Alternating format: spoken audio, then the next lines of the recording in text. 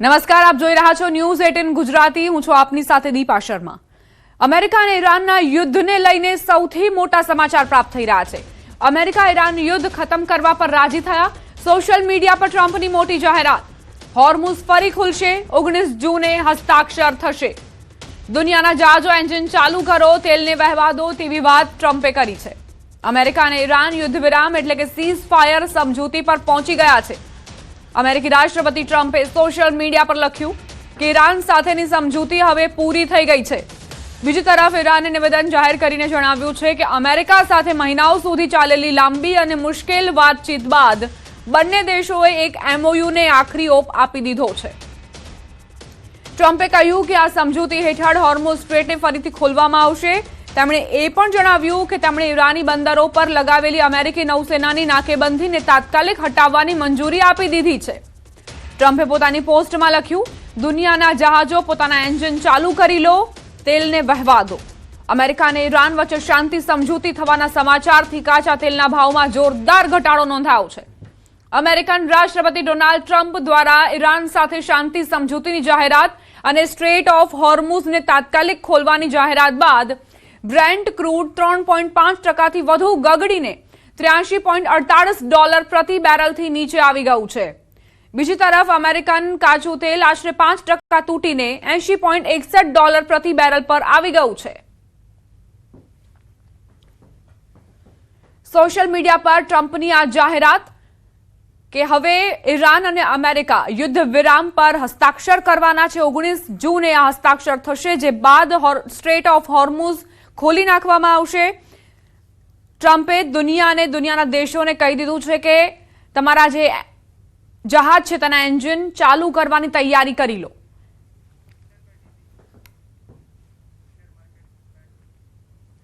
વાત હવે ભારતીય શેર માર્કેટની, કે જ્યાં તેજીનો માહોલ જોવા મળી રહ્યો છે. સેન્સેક્સમાં 1100 પોઈન્ટથી વધુનો ઉછાળો આવ્યો છે. નિફ્ટીમાં 350 પોઈન્ટથી વધુનો ઉછાળો નોંધાયો છે. ટ્રમ્પે જે સોશિયલ મીડિયા પર જાહેરાત કરી છે તેની પોઝિટિવ અસર ભારતીય શેર માર્કેટ પર પણ જોવા મળી છે. આમ તો ઘણા બધા ફેક્ટર્સ જેની અસર જોવા મળતી હોય છે શેર માર્કેટ પર, પરંતુ આજે ટ્રમ્પની આ જાહેરાત બાદ ભારતીય શેર માર્કેટમાં સકારાત્મક અસર જોવા મળી છે. 1100 પોઈન્ટથી વધુનો ઉછાળો સેન્સેક્સમાં નોંધાયો છે. નિફ્ટીમાં 350 પોઈન્ટથી વધુનો ઉછાળો નોંધાયો છે. વરસાદ અંગે હવામાન વિભાગની મોટી આગાહી. આજે દક્ષિણ ગુજરાતમાં વરસાદની આગાહી કરાઈ છે. ઉત્તર ગુજરાત અને સૌરાષ્ટ્રમાં હવામાન શુષ્ક રહેશે. અડધો જૂન વીતી ગયો છે, છતાં દેશના ઘણા ભાગોમાં ચોમાસાએ હજુ સુધી પણ પૂર્ણ વેગ નથી પકડ્યો. પૂર્વ અને ઉત્તર પૂર્વ ભારતમાં ભારે વરસાદની આગાહી છે. ગુજરાતમાં વરસાદની વાત કરીએ તો હવામાન વિભાગની તાજેતરની આગાહી મુજબ આજે 15મી જૂનના રોજ દક્ષિણ ગુજરાતના કેટલાક જિલ્લાઓમાં આગામી સમયમાં હળવોથી મધ્યમ વરસાદ અથવા ગાજવીજ સાથે ઝાપટા પડવાની સંભાવના છે. ખાસ કરીને સુરત, ડાંગ, તાપી, નવસારી, વલસાડ તેમજ દીવ, દમણ, દાદરાનગર હવેલીના છૂટાછવાયા વિસ્તારોમાં મેઘમહેર જોવા મળી શકે છે. જોકે ઉત્તર ગુજરાત અને સૌરાષ્ટ્ર કચ્છના તમામ જિલ્લાઓમાં હવામાન સંપૂર્ણપણે સૂકું રહેવાની શક્યતા છે.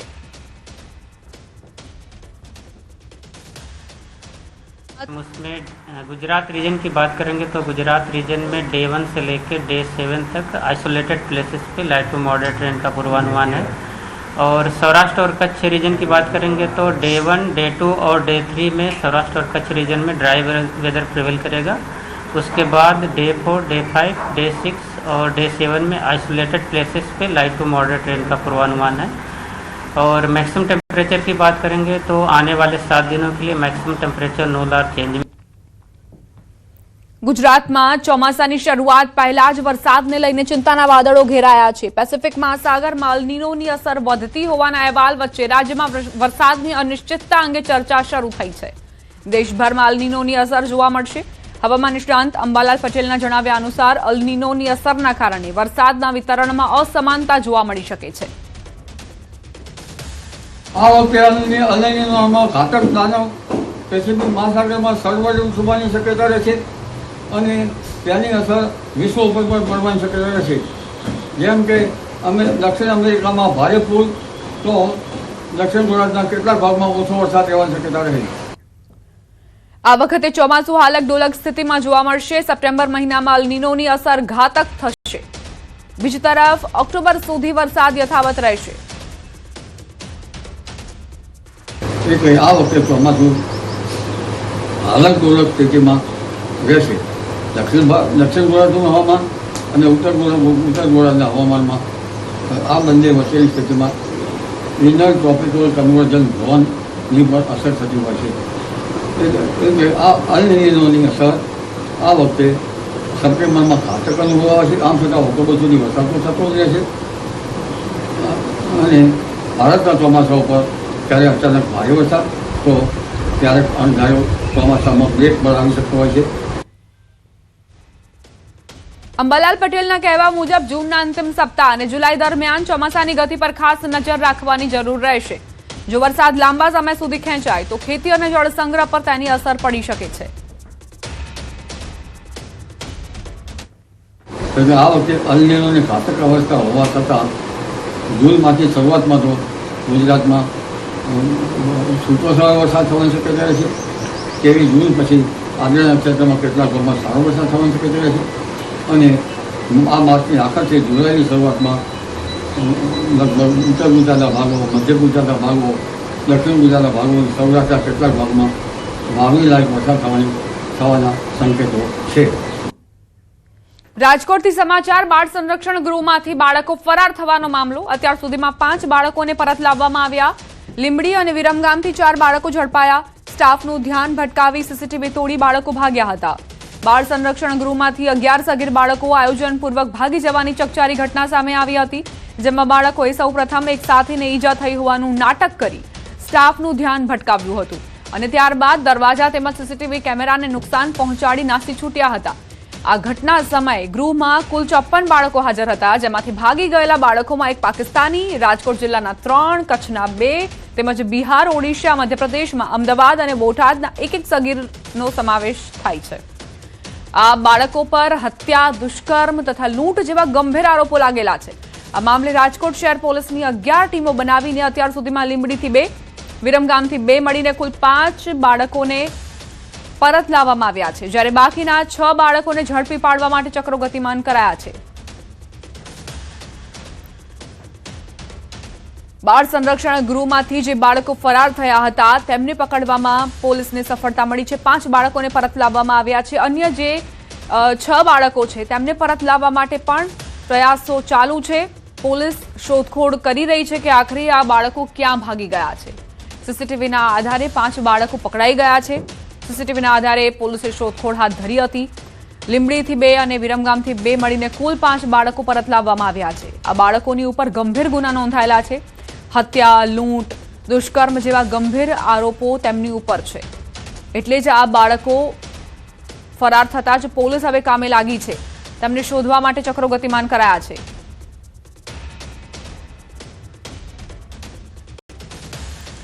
પાટણમાં દારૂબંધીના લીરે લીરા ઉડ્યા. હારીજના વેજાવાડા હાઈવે પર ખુલ્લેઆમ વિદેશી દારૂનો વેપલો થયો. ભણવાની ઉંમરે નાના બાળકો દારૂના અડ્ડા ચલાવી રહ્યા છે. કોથળામાં દારૂ ભરીને વેચતા સગીરોનો વિડીયો વાયરલ થયો છે. હારીજમાં અવારનવાર વિડીયો સામે આવ્યા છતાં પોલીસ શાંત કેમ છે તે એક સવાલ. પાટણ જિલ્લા પોલીસની દારૂબંધી માત્ર કાગળ પર છે કે કેમ તે એક સવાલ છે. સંવાદદાતા યશવંત જોડાઈ ગયા છે વધુ જાણકારી સાથે. યશવંત, આ શું સ્થિતિ? બાળકો હવે દારૂ વેચી રહ્યા છે? દીપા, ચોક્કસથી જે રીતના પાટણ જિલ્લાના અનેકવાર દ્રશ્યો બહાર આવ્યા છે, ક્યાંક ને ક્યાંક જે રાજસ્થાન જેવી પરિસ્થિતિ હોય, ખુલ્લેઆમ દારૂના અડ્ડાઓ અહીંયા ચાલતા હોય તેવા અનેકવાર વિડીયો વાયરલ થયા છે. પરંતુ જે પાટણ જિલ્લા પોલીસ છે તે દારૂબંધીની માત્ર વાતો જે છે કાગળ ઉપર જ હોય કાં તો હપ્તાખોરી ચાલતી હોય તેવા દ્રશ્યો અત્યારે સામે આવી રહ્યા છે. હદ તો ત્યાં થઈ ગઈ છે જ્યાં આગળ બાળકોને ભવિષ્ય હવે ભણવામાં લગાવવાનું હોય તેની જગ્યાએ અત્યારે બાળકો સ્ટોલ લગાવીને બેઠા છે. તે પણ કોથળાઓના અંદર વિદેશી દારૂની બોટલો ખુલ્લેઆમ દેખી શકાય છે. અને બીજી બાજુ જે સ્કેનર હોય છે રૂપિયા આપવા માટેનું તે પણ ચોખ્ખું દેખી શકાય છે. સ્વાભાવિક રીતે જે વાત કરવામાં આવે હારીજના હાઈવે પાસેની જે છે ત્યાં આગળ વિડીયો આવ્યો છે. આ વિડીયો ખૂબ જ ગંભીર કહી શકાય, કારણ કે આવનારું જે ભવિષ્ય છે તેને ભણવામાં નાખવાનું હોય છે તેની જગ્યાએ અત્યારે તે લોકો દારૂ વેચી રહ્યા છે. સ્વાભાવિક રીતે જો વાત કરવામાં આવે તો અનેકવાર પાટણ જિલ્લા પોલીસ ડ્રાઈવ કરતી હોય છે દેશી દારૂની તેમજ વિદેશી દારૂની, પરંતુ અત્યારે જે પાટણ જિલ્લાના અંદર ખુલ્લે આમ વિદેશી દારૂના અડ્ડાઓ ચાલી રહ્યા છે તેના પરથી સ્પષ્ટ થાય છે કે આ પાટણ જિલ્લા પોલીસને માત્ર ને માત્ર એક રાજ્ય સરકારને બતાવવા માટેની ડ્રાઈવ જ કરતી હોય છે, કારણ કે જે રીતના પાટણ જિલ્લાના અંદર વિદેશી દારૂના અડ્ડાઓ ચાલી રહ્યા છે તેને લઈને પાટણ જિલ્લા પોલીસ એલસીબી સહિતની જે ટીમો છે તેના માટે શરમજનક દ્રશ્યો આવ્યા કહી શકાય। અગાઉ પણ અનેકવાર હારીજ તેમજ રાધનપુરના દ્રશ્યો આવ્યા છે જ્યાં ખુલ્લેઆમ દારૂના અડ્ડાઓ ચાલે છે। આભાર યશવંત જાણકારી આપવા માટે। સમાચાર દ્વારકાથી જોખમી ટાંકી આખરે તોડી પડાઈ। ન્યૂઝ 18 ગુજરાતીના અહેવાલ બાદ અસર દ્વારકા જિલ્લાના રાવલ ગામે ટાંકી તોડી પડાઈ। વર્ષોથી જર્જરિત હાલતમાં ઊભી રહેલી પાણીની ટાંકી તંત્ર દ્વારા દૂર કરવામાં આવી છે। નાગરિકોના જીવ માટે જોખમરૂપ બની ગયેલી આ ટાંકી અંગે થોડા સમય પહેલા ન્યૂઝ 18 ગુજરાતીએ અહેવાલ પ્રસારિત કર્યો હતો। અહેવાલ બાદ તંત્ર હરકતમાં આવ્યું અને જોખમી ટાંકીને તોડી પાડવાની કાર્યવાહી હાથ ધરી। ટાંકી ગમે ત્યારે ધરાશાયી થવાની ભીતિ વચ્ચે સ્થાનિકોમાં અકસ્માતનો ડર વ્યાપ્યો છે। સંવાદદાતા મુકુંદ જોડાઈ ગયા છે વધુ જાણકારી સાથે। મુકુંદ, જોખમી ટાંકીને લઈને શું અપડેટ? જી, વાત કરવામાં આવે તો દેવભૂમિ દ્વારકા જિલ્લાના કલ્યાણપુર તાલુકામાં આવેલું રાવલ ગામ છે। આ રાવલ ગામમાં વર્ષો જૂની જર્જરિત જે પાણીની ટાંકી હતી, આ પાણીની ટાંકી જોખમરૂપ બની ગઈ હતી। જોખમરૂપ બની ગઈ તો તેનો અહેવાલ ન્યૂઝ 18 ગુજરાતીમાં પ્રસારિત કરવામાં આવ્યો હતો। ત્યારબાદ વહીવટી તંત્ર દ્વારા આ ટાંકી તોડી પાડવાની કામગીરી કરવામાં આવી હતી। વર્ષો જૂની જે જર્જરિત ટાંકી હતી, આ જર્જરિત ટાંકી પાસેથી લોકો અવરજવર કરતા હતા। કોઈ પણ સમયે ધરાશાયી થાય તેવી સ્થિતિમાં જે આ પાણીની ટાંકી હતી, આ ટાંકી હાલ વહીવટી તંત્ર દ્વારા તોડી પાડવામાં આવી છે। રાવલ નગરપાલિકા અને વહીવટી તંત્રની સંયુક્ત કામગીરી દરમિયાન આ વર્ષો જૂની ટાંકી તોડી પાડવામાં આવતા રાવલવાસીઓએ હાલ રાહતનો શ્વાસ લીધો છે। જી, આભાર મુકુંદ જાણકારી આપવા માટે। સમાચાર નર્મદાથી ડેડિયાપાડાની બેઠકમાં સાંસદ મનસુખ વસાવા વિફર્યા। પોતાને જ પાર્ટીના કાર્યકરો પર આકરા પ્રહાર કર્યા। પાર્ટીના કેટલાક લોકો તરફથી સહકાર ન મળતો હોવાનો સાંસદે આરોપ મૂક્યો। તેમણે કહ્યું કે સમય આવશે ત્યારે ખુલ્લા પાડીશ। દારૂ જુગારના અડ્ડા ચલાવનારાઓને ચેતવણી આપી। આવા લોકો જ સમાજને નુકસાન પહોંચાડે છે। પક્ષ કે પદની પરવા કર્યા વગર કાર્યવાહીનો ઇશારો કર્યો। ગમે તે પક્ષના હશે, હું જાહેરમાં ખુલ્લા પાડીશ। વિરોધ પક્ષ નહીં, પોતાના લોકો જ નડે છે તેવી વાત તેમણે કરી।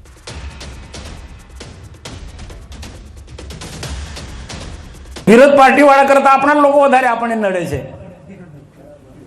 હવે એમને કઈ ખબર નહીં, હું આ અડ્ડાઓ સાથે સંકળાયેલા લોકો છે મોતીભાઈ, જે સત્ય જો આવું ખબર પડે એને ખુલ્લા પાડવા પડે આવા લોકોને।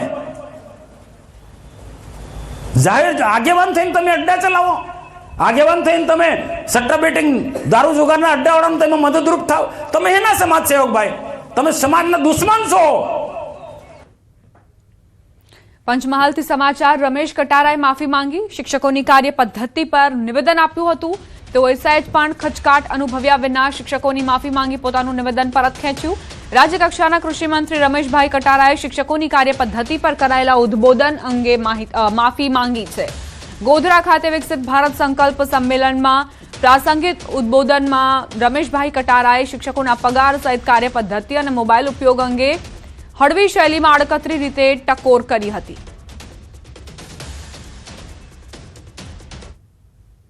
નમસ્કાર શિક્ષક મિત્રો, જ્યારે ગોધરા સંમેલન રાખ્યું હતું ત્યારે મારા વખતે મારાથી કંઈક બોલાઈ ગયું હોય તો હું શિક્ષક મિત્રોને માફી માંગુ છું અને મારા શબ્દો હું પાછો કહેશું છું। વડોદરાથી સમાચાર। વેપારીઓના સામાન ચોરી કરતી ત્રિપુટી ઝડપાઈ। પાણીગેટ પોલીસે મૂળ રાજકોટના અને હાલ વાઘોડિયા રોડ પર રહેતા પિતા પુત્ર અને પુત્રીની ધરપકડ કરી। વેપારીઓને વિશ્વાસમાં લઈ સામાનની ચોરી કરતા હતા। ગ્રાહક બનીને આવતા અને વેપારીને વાતોમાં ભોળવતા, ગોડાઉનમાંથી સામાન કઢાવતા અને વેપારીની નજર ચૂકવી માલ લઈને ભાગી જતા। સીસીટીવીમાં ત્રિપુટીની કરતૂત કેદ થતા પોલીસે કાર્યવાહી કરી। ત્રિપુટી પાસેથી લાખો રૂપિયાનો ચોરીનો મુદ્દામાલ જપ્ત કરાયો। તરસાડીની હીર ઇલેક્ટ્રિક્સ દુકાનમાંથી 8 સીલિંગ પંખા ચોરી કરી। આશાપુરા ઇલેક્ટ્રિકલ્સમાંથી 3 ગીઝર અને પાણીની મોટરની પણ ચોરી કરી હતી। એક્ટિવા પર ભાગતા ઠગ સીસીટીવી કેમેરામાં કેદ થયા। આરોપીઓ સામે મકરપુરા, પાણીગેટ અને કપુરાઈ પોલીસ સ્ટેશનની હદમાં છેતરપિંડીની ફરિયાદો નોંધાઈ છે।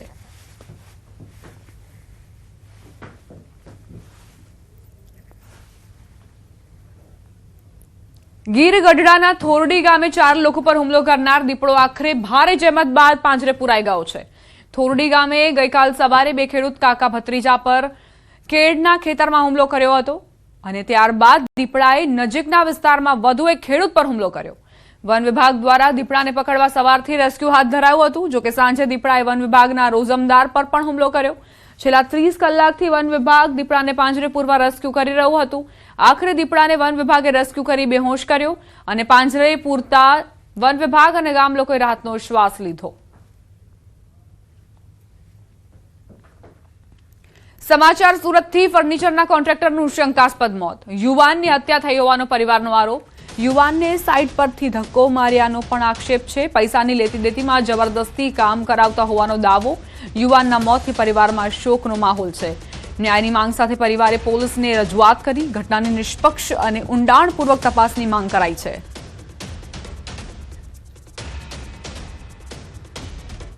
રાજકોટથી સમાચાર. ટ્રાફિક પોલીસ અને વાહન ચાલક વચ્ચે ઉગ્ર બોલાચાલી થઈ. વાહન ટોઈંગ દરમિયાન વિવાદનો વિડીયો વાયરલ થયો. પોલીસ કર્મીના નિવેદનથી સોશિયલ મીડિયામાં ચર્ચા. તમારી સેવા માટે નહીં, સરકારની સેવા માટે કામ કરીએ છીએ. ટ્રાફિક પોલીસના વર્તન સામે દાદાગીરીના આક્ષેપો. સતત બીજા દિવસે રાજકોટ ટ્રાફિક પોલીસ વિવાદમાં આવી છે.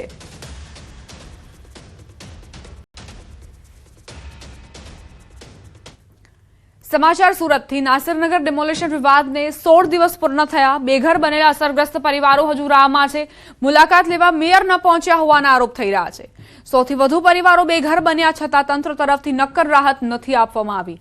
મેયર માયા માવાણીને 16 દિવસમાં અંદાજે 40 કાર્યક્રમો માટે સમય મળ્યો. બેઘર બનેલા પરિવારોની મુલાકાત લેવા માટે મેયર હજુ સુધી નથી પહોંચ્યા. રિબન કટિંગ અને જાહેર કાર્યક્રમોમાં મેયર વ્યસ્ત હોવાનો સ્થાનિકોએ સવાલ કર્યો છે.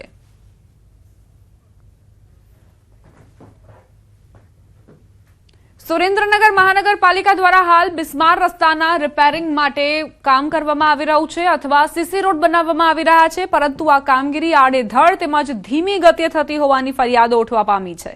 શહેરની આર્ટ્સ કોલેજ સામેના રોડ પરથી શ્રીમદ રાજચંદ્ર સર્કલ સુધી સીસી રોડની કામગીરીના કારણે રહીશો સહિત વાહન ચાલકોને હાલાકી પડી રહી છે.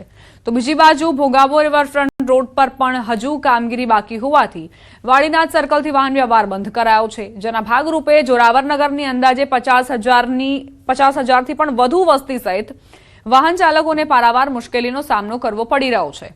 આથી ચોમાસા પહેલા મનપા તંત્ર દ્વારા સીસી રોડની કામગીરી ઝડપથી પૂર્ણ કરવામાં આવે તેવી માંગ ઉઠવા પામી છે.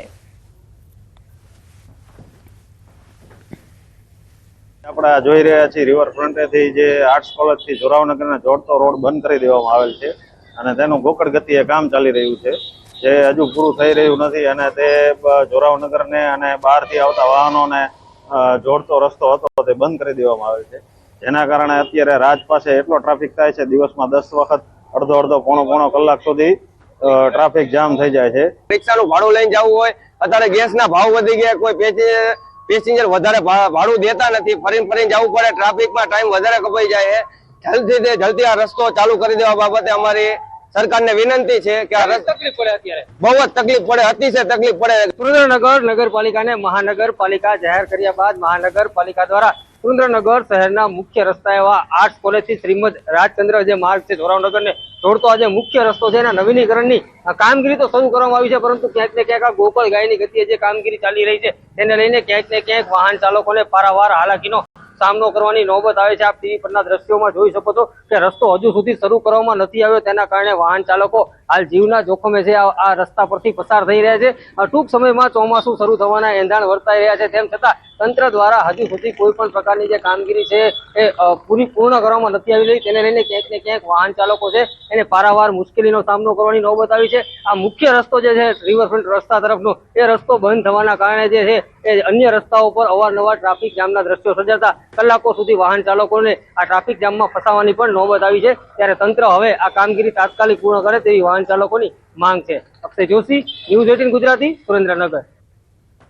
પોરબંદરમાં વિકસિત પોરબંદર ફર્નિચર પાર્ક સમિટનું આયોજન કરાયું.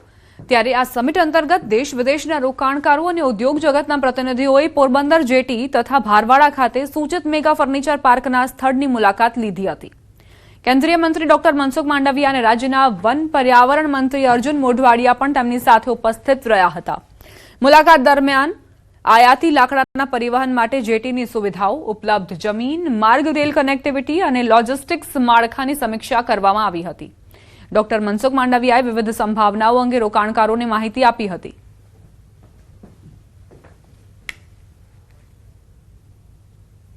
આપણા પોરબંદરના ઉદ્યોગ સાહસિકો અને ઇન્ડસ્ટ્રીયલિસ્ટ સાથે સંવાદના આધાર ઉપર આગામી દિવસોની અંદર આપણે પોરબંદરની અંદર ફર્નિચર પાર્ક સ્થાપિત કરીશું, જેથી પોરબંદરના પોર્ટનો પણ વિકાસ થશે અને ઇન્ડસ્ટ્રીયલ ગ્રોથ પણ પોરબંદરની દિશા અને દશા બંને બદલશે. અમદાવાદમાં મેટ્રિમોનિયલ એપ મારફતે નકલી ઓળખથી મહિલાઓને ફસાવવાની ચોંકાવનારી ઘટના બની છે. આરોપી આદિત્ય પટેલ નામથી બિઝનેસમેન બનીને હિન્દુ મહિલાઓને ટાર્ગેટ કર્યા હોવાનું સામે આવ્યું. આરોપીની અસલી ઓળખ કરીમ સિપાઈ હોવાનું પણ સામે આવ્યું છે. આરોપીના મોબાઈલમાંથી નકલી આધાર, પાન અને અન્ય દસ્તાવેજો મળી આવ્યા, જેમાંથી 20થી વધુ મહિલાઓના પ્રોફાઇલ અને વિગતો તેમજ 8000થી વધુ આપત્તિજનક ફોટા અને વિડીયો મળ્યા છે. મળતી માહિતી મુજબ આરોપીએ વિદુર હોવાનું સાબિત કરવા તેની પત્નીનું નકલી ડેથ સર્ટિફિકેટ તૈયાર કર્યું હતું. આરોપી પરિણીત અને 20 વર્ષના બાળકનો પિતા હોવાનો ખુલાસો થયો. આ સિવાય વેરિફિકેશન વગર પ્રોફાઇલ મંજૂર કરતી એપ સામે બજરંગ દળે પોતાનો વિરોધ વ્યક્ત કર્યો. હાલ તો આરોપીની ધરપકડ કરાઈ છે. આ મામલે મહિલા પશ્ચિમ પોલીસ સ્ટેશનમાં કાયદેસરની ફરિયાદ નોંધાવવામાં આવી છે. જીવનસાથી એપ્લિકેશન્સ પર રોંગ ડોક્યુમેન્ટ્સ પ્રોવાઈડ કરીને પોતે મુસ્લિમ હોવા છતાં પણ પટેલ છે એવું ઇન્ફોર્મ કરીને લાઈક બધા જ એવિડન્સ રોંગ ક્રિએટ કરીને like all kind of documents like driving licence, PAN card, Aadhaar card, GST certificates, death certificates of wife and everything. હા, એકચ્યુઅલી એમાં છે ને મારા મોબાઈલ ડિસ્પ્લે પર એનું નામ આવી ગયું હતું, તો ધેટ્સ વાય મને આઈડિયા આવી ગયું હતું. Aadhaar card, PAN card, PAN card, rationing card, driving licence અને ઇલેક્શન કાર્ડ અને તદુપરાંત એનું ઇન્ટરનેશનલ ડ્રાઇવિંગ લાઇસન્સ યુએસનું ડ્રાઇવિંગ લાઇસન્સ પણ મળી આવ્યું હતું. અને એના મોબાઈલની અંદર ટોટલ 20થી વધારે હિન્દુ બહેનોના પ્રોફાઇલો હતા. નવસારીમાં બીઆર ફાર્મ ખાતે વિકસિત ભારત સંકલ્પ સંમેલન 2026નું આયોજન કરવામાં આવ્યું. કેન્દ્રીય મંત્રી સી આર પાટીલની અધ્યક્ષતામાં આ આયોજન કરાયું હતું, જેમાં લોકસભાના સાંસદ ડોક્ટર સંજય જયસ્વાલ મુખ્ય વક્તા તરીકે ઉપસ્થિત રહ્યા હતા. કાર્યક્રમમાં વિકસિત ભારત સંકલ્પ અને 12 વર્ષની વિકાસ યાત્રાને રજૂ કરવામાં આવી હતી. સાથે જ Purna tidal dam, Vaghrej tidal dam અને નાંદરખા બુલેટ ટ્રેન સ્ટેશન પર ચાલી રહેલા વિકાસ કાર્યોની સમીક્ષા કરાઈ હતી. આજે વિકાસના કામો આખા દેશમાં થયા છે, એમાં નવસારી પણ ખૂબ મોટો ભાગ એને પણ મળ્યો છે. એના અનેક સ્થળોએ અમે આજે મુલાકાત લીધી છે. અમે પૂર્ણા ડેમની મુલાકાત પહેલાં લીધી, પછી વૃક્ષારોપણનો કાર્યક્રમ પણ આજે કરીએ છીએ અને મેડિકલ કોલેજ જે નવસારીમાં બની છે એની પણ મુલાકાત લઈને અમે વાઘરેજ ડેમ જે લગભગ 100% પૂરો થયો છે અને થોડા જ દિવસમાં એને ખુલ્લો મૂકવામાં આવશે. સાથે જ બુલેટિનમાં અત્યારે બસ આટલું જ. આપ જોતા રહો ન્યૂઝ 18 ગુજરાતી.